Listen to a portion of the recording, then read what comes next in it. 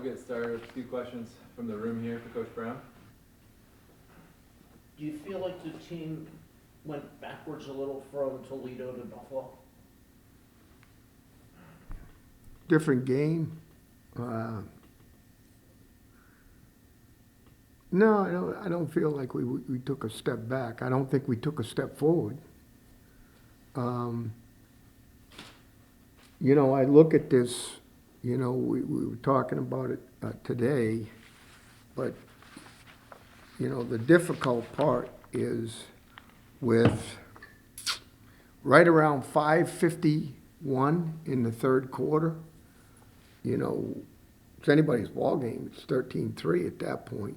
And then that's when we kind of, all of a sudden, punt, penalty, short field, 20-yard scoring drive. And then we get the interception for the touch. And now you're fighting uphill big time. So, you know, those kinds of scenarios are tough to overcome. It's kind of what when I asked you the question last week about learning how to win versus learning how to play. Is the hardest part not making those mistakes and then taking the next step? Well, you know, again, we got not as severely, but you know, when when we had the punt problem and the penalty, that resulted in the drive, you know, starting on the 20. I mean, that's a killer. Then we're driving the ball down the field, showing great signs of life, and we're almost home, and we throw, you know, an interception, which is returned for a touchdown.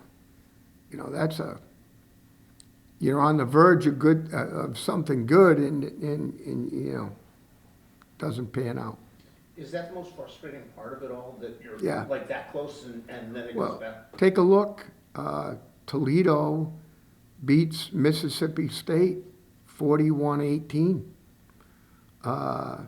You know, and we're, you know, really, for all intents and purposes, we were, you know, in that game as well.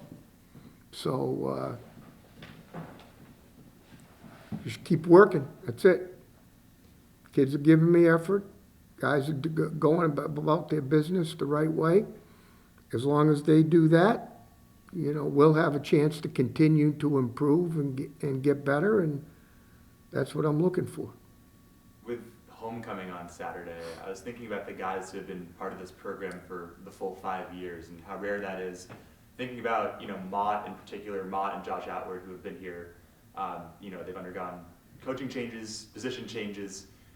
Just, you know, what does it mean to you as their head coach that there are guys who, you know, Massachusetts kids who stuck around for the full 5 years?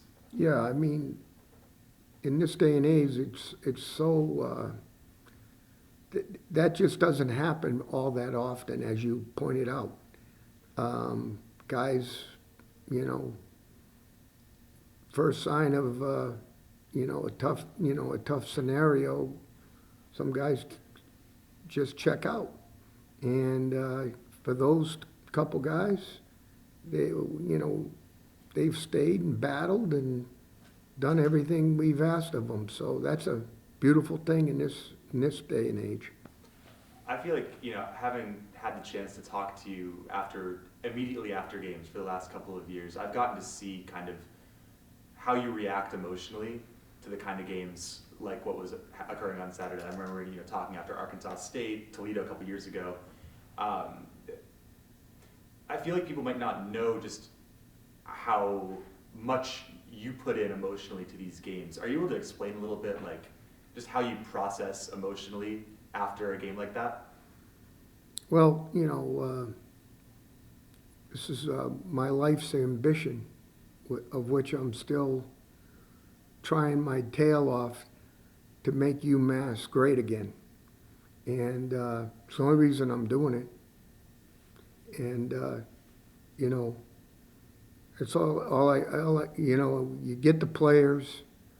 The good thing is I still think I'm reaching the players. I still think that we're able to connect, you know, from a concept level and also from, you know, a competition level, I still think they're listening. So as long as the message is there and I feel got my health, I'm going to keep battling. But, you know, in this day and age, that's a hard thing to do. So we'll see.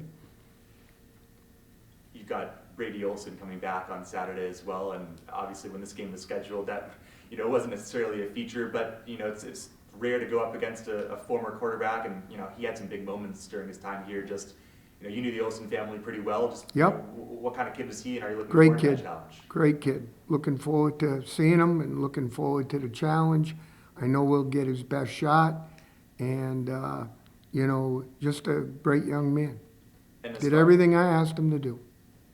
And as far as CCSU, I know they had another, you know, FBS game earlier this year, but then 2 wins in a row, you know, down at FCS. Just what's their specific challenge for your team this week? Well, you know, they do a good job of, you know, running the ball, you know, in terms of the spread run game.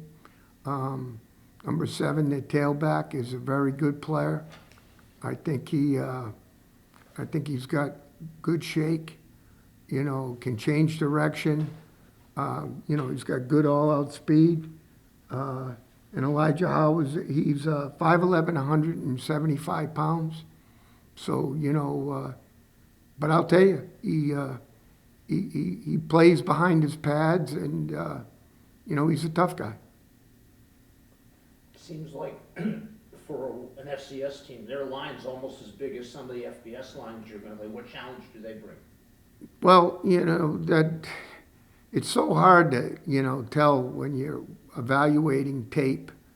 You can evaluate movement, but it's hard to evaluate, you know, their size.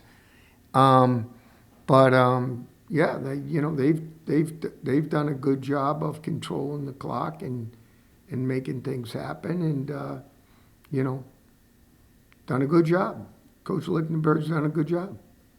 Regardless of, you know, the division of the opponent. Yeah, we don't worry about any of those things. Do you think a win is sort of needed just to help get the minds back on track too? Sure.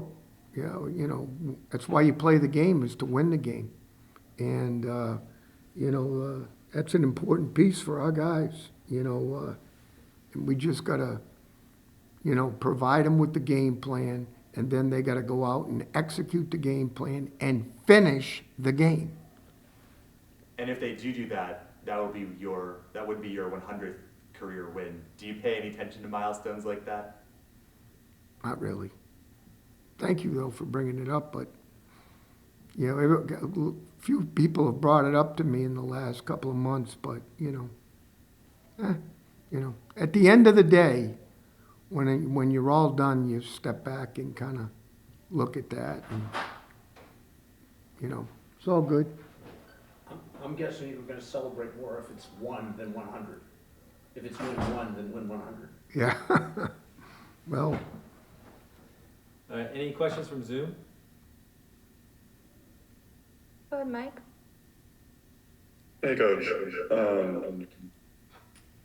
Got your first takeaway and first sack in the game against Buffalo this weekend. How big was that for your defense? Obviously, you talked about getting those quarterback knockdowns against Toledo, but how big is it to see those stats kind of finally come in that game against Buffalo? yeah, we actually had 2 sacks. Sinai had his first sack, so that was good for him. And forced fumble, all in the same play. So, yeah, you know, we're working at it, you know, and we did a good job chasing the quarterback some. We did a good job keeping him in the pocket. So, you know, there's some good things to take away from that perspective for sure. Go ahead, Ryan. Thank you, Coach. So that was the question I was going to ask. Just a little, if you could speak a little more to that. I know that at times you guys it was a little tricky against mobile quarterbacks. Is there anything you worked on differently in the off season, or that you prepped for CJ this week to take on the more mobile quarterback? What we've done is we've made it a real point of, you know, contention that, you don't go behind the quarterback. You're not allowed to go behind the quarterback. Everything you do is frontal. So, you know, that's one coaching point. The other coaching point is as you're getting to the level of the quarterback, is to throw your outside hand, which allows your hips to flip and keeps you from going behind the quarterback. So, hey, just right up my alley, you know, I kind of enjoy this conversation. So, you know, the important things are staying frontal on the quarterback and, you know, finish on the quarterback with your hits.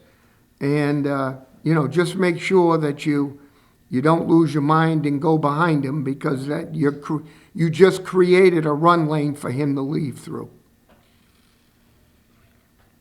Go ahead, Mike. Obviously had a little bit of offensive struggles against Buffalo this weekend, putting up 3 points on the board. Seemed like the run game wasn't really able to get going for you guys. What do you think is going to be the key to that? Obviously, you had a few receiving threats that were down out of that game, but what's going to be the key to getting the offense back on track? Well, I think you hit on it. You know, can't be one dimensional. You can't just run it and you can't just throw it. We need to, you know, get to a point where we've been able to do both. And I know Coach is working hard. This is a big preparation week for him, and you know, he's working hard trying to get us, you know, multi in terms of our ability to run and pass. Any other questions for Coach? Thanks, Coach. Yep, you're welcome. The one thing I was going to point out, you know, out of the 4 quarters, you know, 3 of the 4 quarters, they had 18, 10, and 11 yards. Fourth quarter, we gave up 90 yards. So we showed a little wear and tear there. And we got to make sure, like I mentioned, finish the game. Thank you, guys.